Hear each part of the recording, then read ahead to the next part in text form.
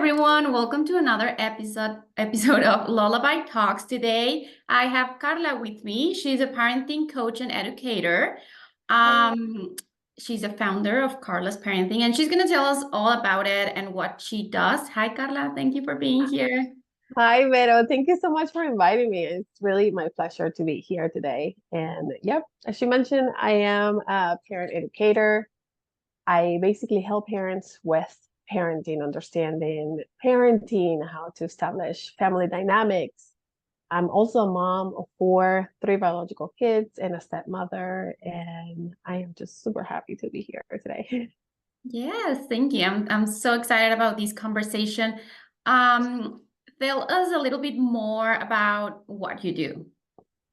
All right. So basically, as a parent educator, I do help parents with their children's behaviors. We work a lot on establishing discipline, how discipline actually works, routines. We work on making sure those parents find their own parenting style. I don't believe that there is a parenting style for one type of family because everybody is obviously different and all children are different. So my job really concentrates on finding their parenting style and going from there, making sure the goals and your wishes as a parent and as a family come true with me on your corner, on your side, hand to hand. I love that. And I Mhm. wanted to ask you a few questions, like especially about what happens around bedtime, because I know lots of parents with toddlers, we Yes. struggle around that time because we're really tired. We have like zero patience because we have been dealing with just toddlerhood during the whole day or little babies. And then when it's finally time to put them down and what's supposed to be like a great moment for everyone, sometimes it's just meltdowns and tantrums and it's like just so overwhelming. So, what would be your best advice to deal with meltdowns or tantrums or just with like our parenting around that time of the day? Well, I am I am a firm believer about that tantrums and losing your patience as a mom, everything comes from tiredness. When we are overwhelmed as a mom, when kids are overwhelmed as a mom, it's hard even for ourselves as adults to follow that discipline, to follow the bedtime routine. So when it comes to kids, tantrums, a little bit of introduction about tantrum is, when kids give you a tantrum, it's because they're lacking on speaking, they're lacking on expression, they're lacking on what is it that I really want. Some of them are obviously open to express what they're feeling about. I don't want to go to bedtime right now. I just want to stay watching TV. I want to stay keep playing with my friends. I want to stay up later. But when it comes to younger kids that are not so open verbally, um, it's hard. It's hard for all of us to really stay consistent with that. And for a mom that is overwhelmed and that is tired and that to really stick with that bedtime routine, the best advice that I have for that is mentally and physically prepare yourself for that bedtime. I talk a lot about 5 p.m. being a crazy hour for all parents because I feel that's the time where all the kids are just bouncing everywhere. And when you mention it's time to your bedtime routine or it's time to go to bed, that's when all the tantrums start because I don't want as a kid the fun to ever finish, to ever be over. So I think if us as parents are conscious about, I'm going to confront this monster that is about to show up in my house, that is the tantrums, the chaos, the craziness, and take a breather, go outside, step yourself away, and really make sure that you are physically and mentally prepared, full of patience for that nighttime. Because at the end of the night, you really don't want to rush your bedtime. You really don't want to, use your screaming and lose your patience and have you don't want their night to really end in a chaotic or through screaming or to tantrums and all that. So just prepare that they are going to cry, they are going to give you tantrums, but rules are rules. We have to go to bed. Okay, I love that. I love that you mentioned that it all comes Like if I'm understanding like tantrums and meltdowns, it's going to be a thing because they don't know how to manage their emotions, but we can't. Like we are the adults and we should be more aware of, Correct. yeah, I know this is coming. And even when you say like get ready, and you also mention like it comes from a place of being tired, it all makes sense with what I teach and preach. Like that we need to be well rested in order to be our best version, right? So we're like on the same Exactly. page on that. Exactly. Yeah, that's what it comes to. We wish that we can have our parents still to tell us, hey, it's time to go to bed. Let's take a shower and let's have a good meal. Let's break your night story and let's get tied up. But we don't have that anymore. We're the adults now that are the ones who have to teach our kids and just have that aware and have it being consistent on that. It's big because once you're consistent on that bedtime routine, it's only going to take you 2 hours, 2 or 3 hours that from playtime, bedtime, dinner, whatever your routine is, it's going to come to a day. I promise you, if you stay consistent, that it's going to come to a day where they know and they need that. And now that you mentioned that, I see a lot on your social media profile that you teach your kids a lot of independence and doing things around the house on their own. Mm-hmm. So, and I get it. Like in the morning when we are happy and we just woke up, it's easy to just let them try to do the pancakes and try to do this and be very patient with them. And they do a mess and we're like, it's fine, it's a new day. How do you manage this when not just yourself, but they are tired of doing these things? Because it happens with my daughter. She's really great and really good with her chores in the morning, but sometimes by the end of the day, I want her to encourage to do things on her own, like like get your bed ready, take a shower, like do all the things. But she's really tired, and she's like, "Mom, I'm tired," so she's not very cooperative. Mm-hmm. What's your advice in this on make them do things on their own, especially by the end of the day? Okay, so I don't really like to call them chores or, Okay. like make it look as a job. I really focus on make it look as a habit. Just as is a habit for them to get dressed and to brush their teeth every day and to put their plate away every day after they're done eating, it's also a habit to make your room and to probably wash dishes, whatever that task it is. I focus more on that and that responsibility. And when it comes to times, because of course it happens to me too. My kids, there's days where I don't want to do it today. I don't want to do my homework. I don't want to do my bed. Just like you said, that it happens to with your daughter. It also happens with my kids. And that's the time where I am conscious about how their day was. Yes, they came from a whole day of school, they had soccer practice. So even for me, it's going to be hard to, oh my God, now I have to make dinner. Now I have to feed them. Now I have to be with them and it's shower time. And those are my responsibility as a parent. And if I'm tired to do those things, I have to be conscious and understand that they are also going to be tired. And Mhm. I use those moments for connection.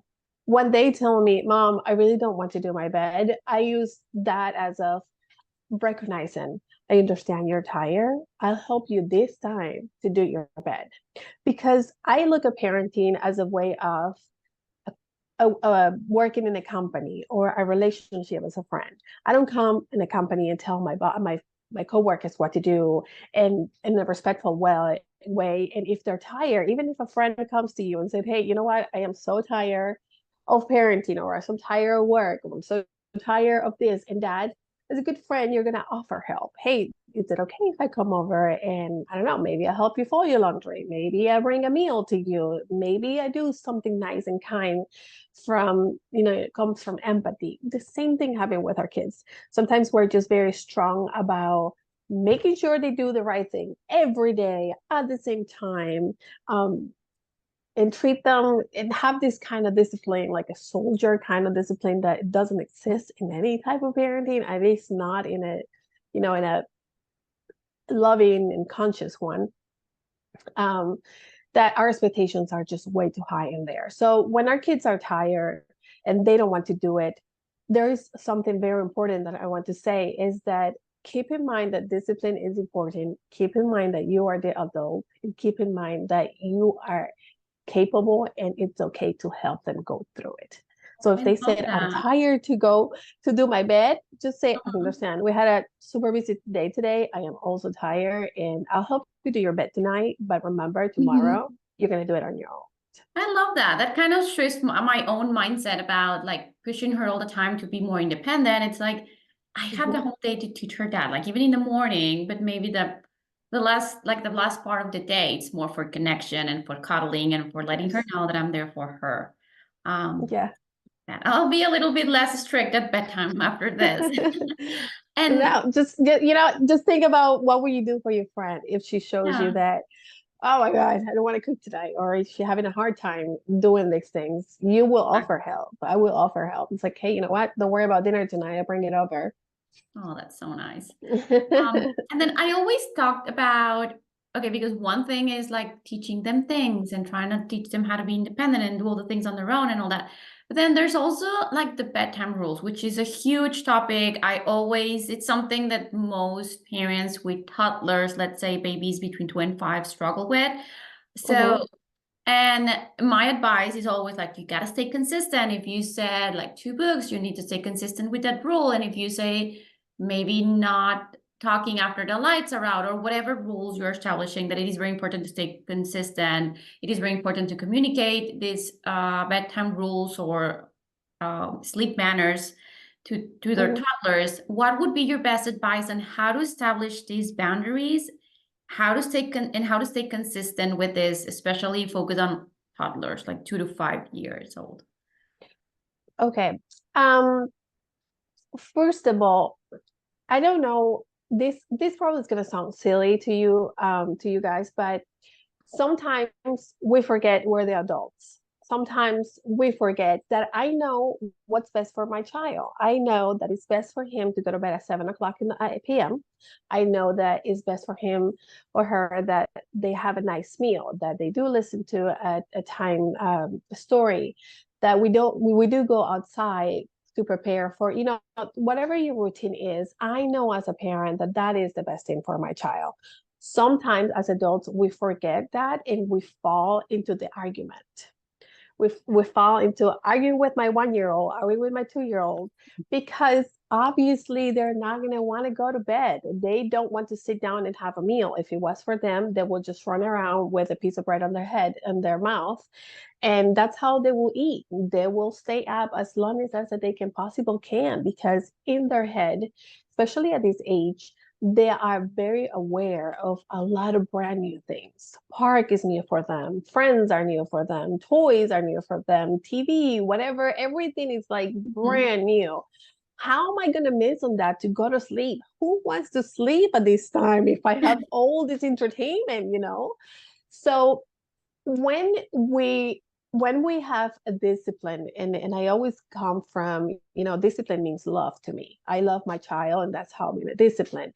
I know that he's gonna fight the sleep. I know that she is not gonna want to listen to the bedtime story. Staying consistent in these routines that are so important for my kids. I'm just going to stay consistent. I'm just going to fight through it, and I'm just going to go ahead and deal with it, because at the end of the day, I know, and I'm conscious that if he doesn't sleep his 8 to 12 hour night sleep, he's going to be a cranky baby the next day. Mhm. It's going to screw up probably our whole day the next day, especially if they start school. They're going to have a bad day at school because we can't perform if our mind didn't reset. And that's how we reset, by turn off the brain and let it sleep Mhm. 8 to 12 hours a day. So I think I do say that my best advice will be that one. Don't fall Remembering. into the yes, don't Remembering that fall we're into the the same. argument. I understand that you're tired. I know you don't want to miss out on your friends that are here, or I know you want to watch your TV show, whatever it is that is keeping him away.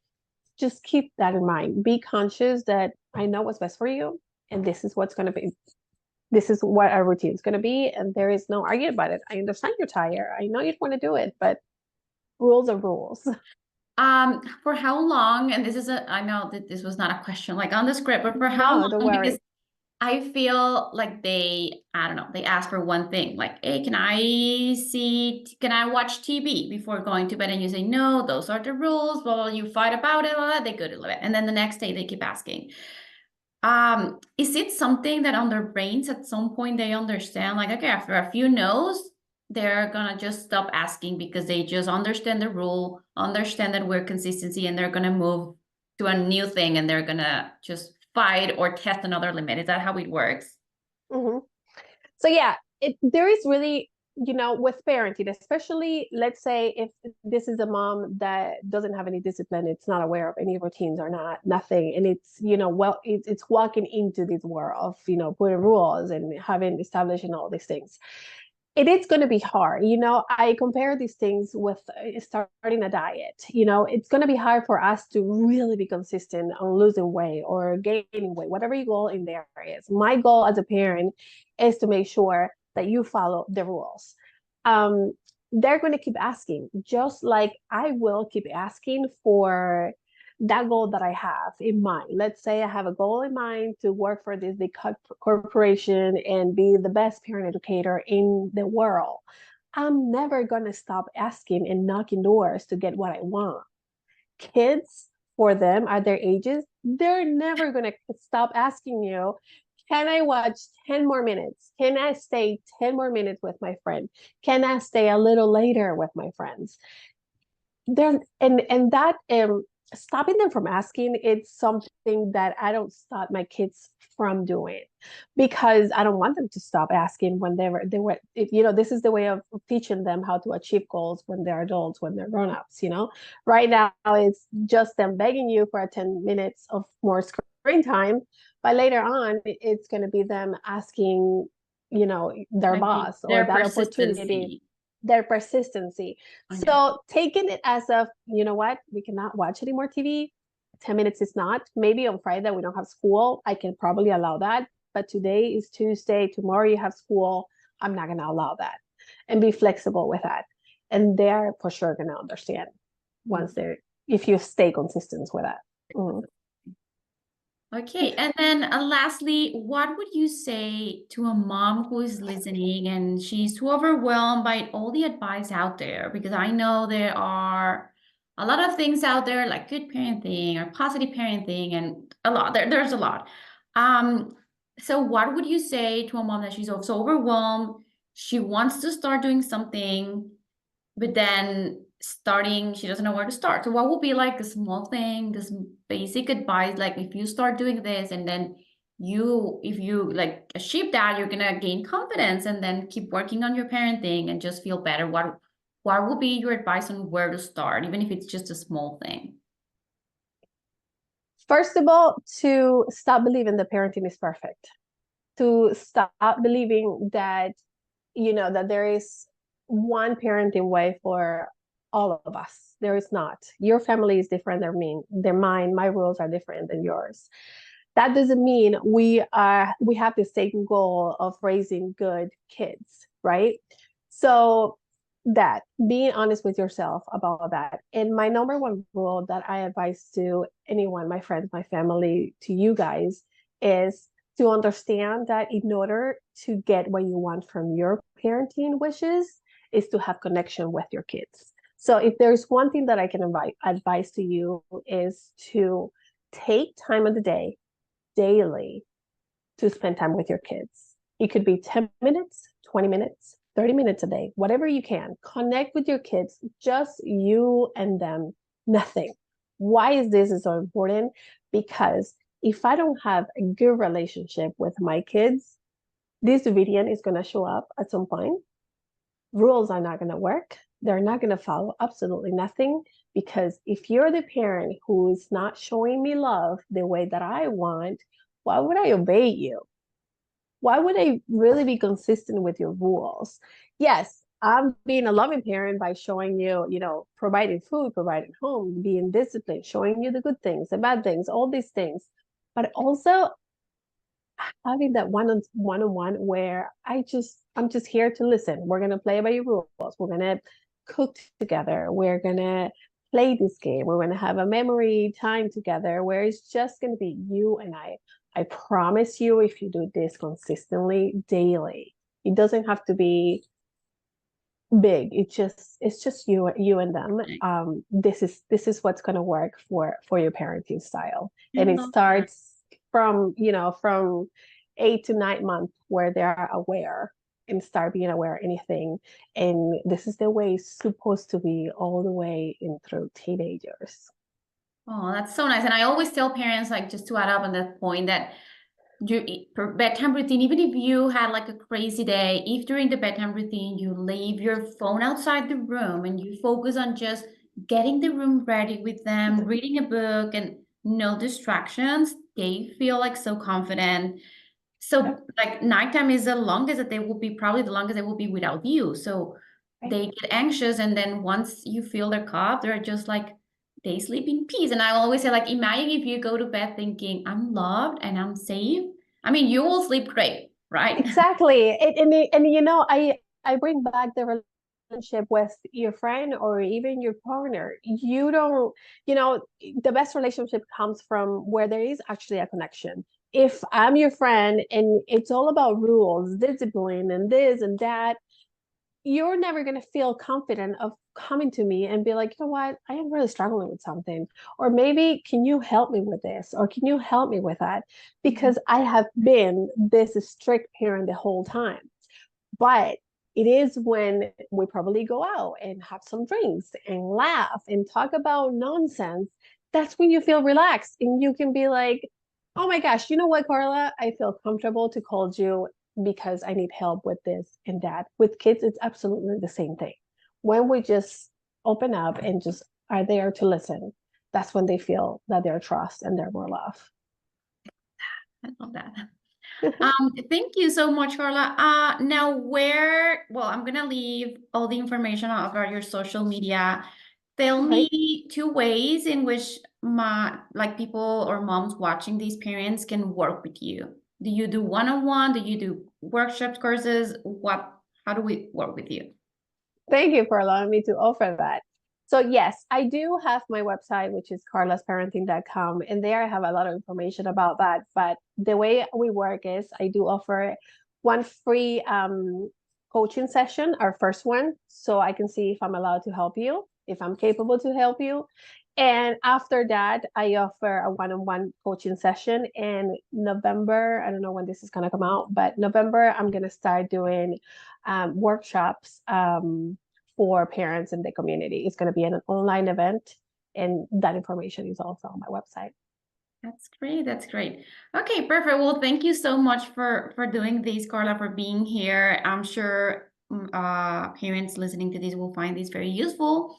And Yeah. just follow her. She has great advice. I love what she does every day with her kids. I'm always like, her kids are like doing pancakes, and her little one is like 5. And then I put my kid like, let's learn to do pancakes. We can do this.